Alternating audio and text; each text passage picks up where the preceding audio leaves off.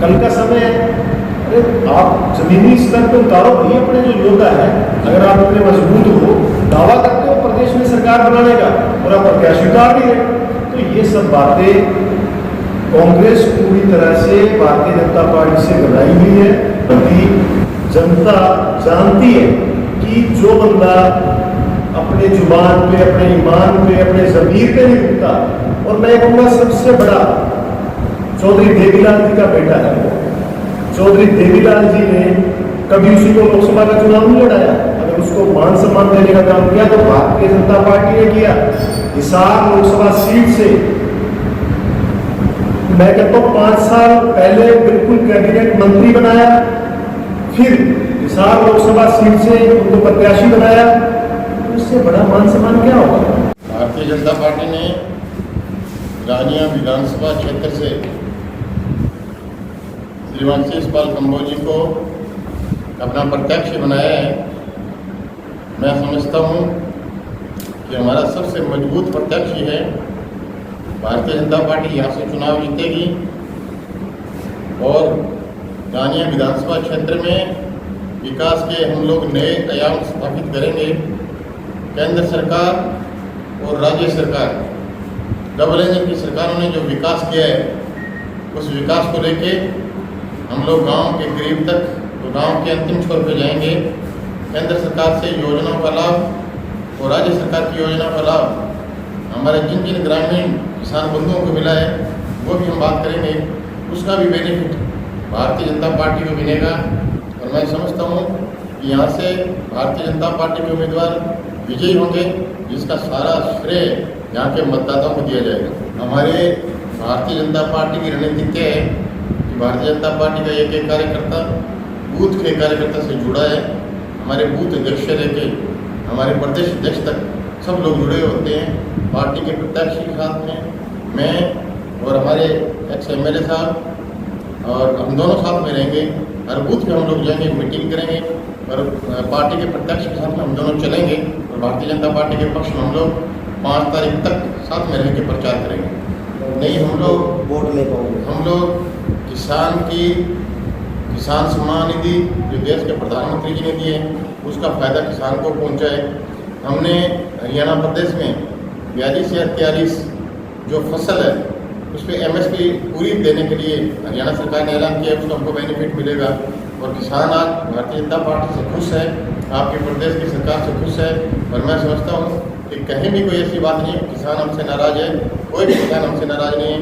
Bharatiya Janata party के पक्ष में किसान खड़ा होकर मतदान करेगा। कांग्रेस पार्टी का नेचर आप अच्छे तरीके से जानते हैं।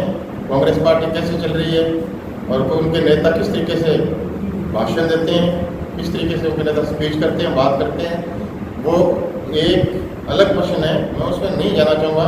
मैं सिर्फ मेरी पार्टी की बात करूँगा।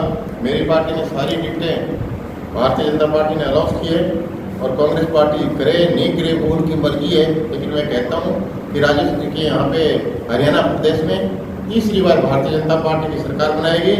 और जब डबल इंजन का राज होगा, केंद्र में भारतीय जनता पार्टी का राज और यहाँ पे हरियाणा में भारतीय जनता पार्टी का राज होगा, फिर हम एक बार विकास के नए आयाम स्थापित करेंगे। क्या होने जा रहे हैं? बिल्कुल, हमारे यहाँ पे बड़े नेता आएंगे, बड़ी रैलियाँ होंगी, बड़े रोड शो होंगे।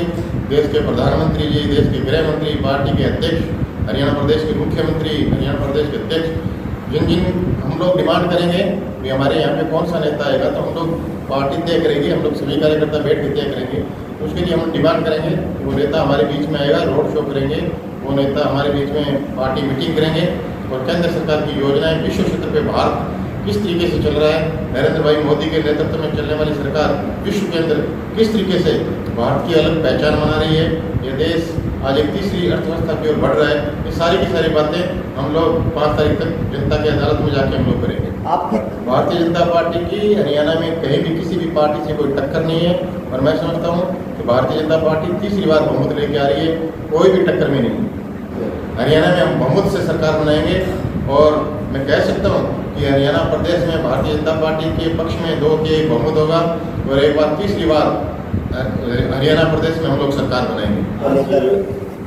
हमारे बीच प्रवासी प्रभारी के नाते आदरणीय निहाल चंद जी सांसद हमारे बीच पहुंचे हैं और इनको जिम्मेवारी दी गई है भारतीय जनता पार्टी की तरफ से रानिया विधानसभा सीट की। तो ये खूबसूरती है भारतीय जनता पार्टी की कि जब भी चुनावी माहौल आता है, चुनाव का समय आता है, चुनाव का बिगुल बजता है, तो भारतीय जनता पार्टी जिस व्यवस्थित तरीके से जमीनी स्तर पे काम करती है वो आप सबके सामने है। तो आप मेरे से पहले पूछ रहे थे सवाल, तो मैं ये कहूँगा कि किसानों को हरियाणा प्रदेश प्रथम ऐसा प्रदेश है पूरे भारतवर्ष में जिसने पूरी की पूरी फसलों पे एमएसपी देने का काम किया।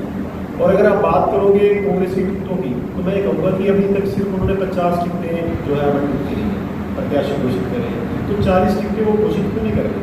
कल का समय है, अरे आप जमीनी स्तर पे उतारो भाई अपने जो योद्धा है। अगर आप इतने मजबूत हो, दावा करते हो प्रदेश में सरकार बनाने का और आप प्रत्याशी उतार रही है, तो ये सब बातें कांग्रेस पूरी तरह से भारतीय जनता पार्टी से घबराई हुई है। कांग्रेस को पता है कि तीसरी बार जैसे देश में आदरणीय प्रधानमंत्री नरेंद्र भाई मोदी जी के नेतृत्व में सरकार बनी, उसी तरीके से आदरणीय मनोहर लाल जी और जो वर्तमान समय में हमारे मुख्यमंत्री हैं नायब सैनी जी, उनका नाम नायाब ही नहीं, काम भी नायाब है। तो इसी तरीके से तीसरी बार हरियाणा प्रदेश में भी पूर्ण बहुमत के साथ भारतीय जनता पार्टी की सरकार बनेगी।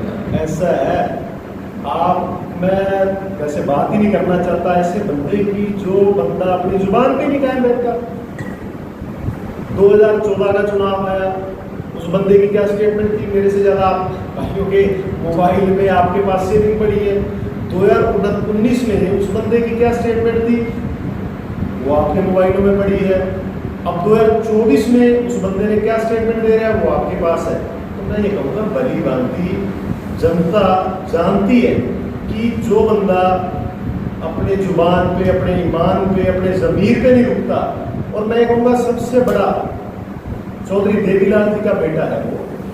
चौधरी देवीलाल जी ने कभी उसी को लोकसभा का चुनाव नहीं लड़ाया। अगर उसको मान सम्मान देने का काम किया तो भारतीय जनता पार्टी ने किया। हिसार लोकसभा सीट से मैं कहता हूँ 5 साल पहले बिल्कुल कैबिनेट मंत्री बनाया, फिर हिसार लोकसभा सीट से उनको प्रत्याशी बनाया। तो इससे बड़ा मान सम्मान क्या होगा? आप क्या चाहते हो? तो ये जो इन लोगों की नीति है, ये इन लोगों की नीति है कि जनता को बरगलाएं और हम राज में रहें, कि किसी को और किसी किसान के, मेरे गरीब के बेटे को आगे ना आने दिया जाए, हम राज में रहें बस।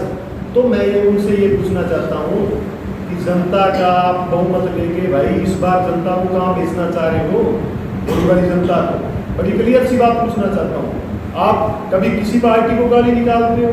अरे आपको मान सम्मान नहीं बचता भाई। तो इन लोगों की मैं बात ही नहीं करना चाहता।